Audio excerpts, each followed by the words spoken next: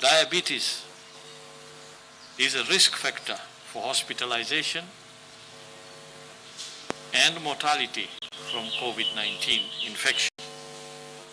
Studies conducted in China, for instance, indicate that patients with severe disease,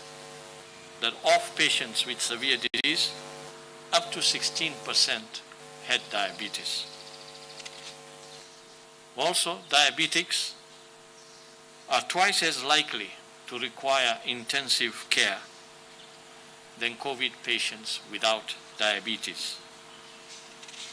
Diabetic complications such as diabetic kidney disease and ischemic heart disease may complicate the situation for people with diabetes, making them frailer and further increasing the severity of COVID-19 disease and the need for care such as acute dialysis.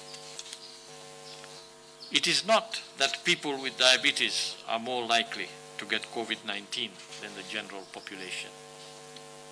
There isn't evidence to indicate that if you have diabetes, you are likely to get COVID-19. That's not what we're saying or what the information that has been gathered so far says. What it says is that when people with diabetes become infected with COVID-19, then they have a higher chance of experiencing serious complications from COVID-19, and the outcomes are usually not good. And this is even worse for those diabetics who do not manage their diabetes well and experience fluctuating blood sugars. Let us also emphasize that obesity also predisposes people to many ailments, diabetes included. Many patients with type 2 diabetes are obese, and obesity is a risk factor for severe infection. People with severe abdominal obesity also have mechanical respiratory problems, resulting in poor ventilation of the lungs, thus increasing the risk of pneumonia, as well as reduced oxygen saturation of blood. With COVID-19, this combination of conditions can be deadly. Of those we have lost to COVID-19 so far, 15% of those with comorbidities had diabetes. COVID-19 deaths due to diabetes and hypertension combined account for 47% of deaths of those who had comorbidities.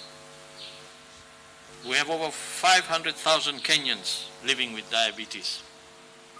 It is to them and their loved ones that I'm speaking to at this moment. This group of Kenyans is advised to ensure they remain safe, ensure that they eat healthy and keep their blood sugar at manageable levels. As a ministry, we are asking those with diabetes to stay home and only to go out when absolutely necessary, but even then, to wear masks and maintain social distance. And if you happen to live with someone with diabetes, you must be aware that as a potential carrier of the virus, you could very easily transmit the virus to this vulnerable group of people.